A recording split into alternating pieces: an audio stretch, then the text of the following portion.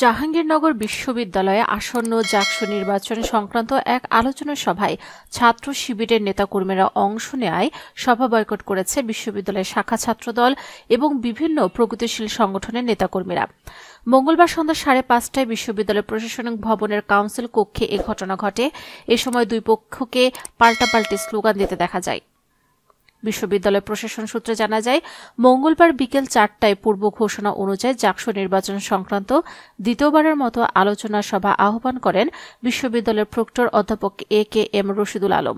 প্রথম সভায় উপস্থিত থাকা ছাত্র সংগঠনের প্রতিনিধিদের উপস্থিত থাকার কথা থাকলেও সভায় বিনা আমন্ত্রণে শিবির নেতারাও অংশ নেয়। এক পর্যায়ে এ নিয়ে প্রগতিশীল বিভিন্ন সংগঠন ও প্রশাসনের মধ্যে উত্তেজনা দেখা দিলে সব সংগঠনের প্রতিনিধিদের সাংগঠনিক পরিচয় দিতে বলা হয়।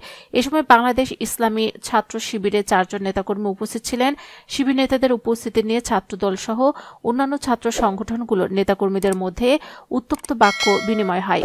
এ সময় জাকসু সভাপতি ও বিশ্ববিদ্যালয়ের উপাচার্যের অনুপস্থিতিকে কারণ দেখিয়ে সভা মুলতবি ঘোষণা করে বিশ্ববিদ্যালয়ের উপাচার্য অধ্যাপক ড. মোহাম্মদ সোহেল আহমেদ।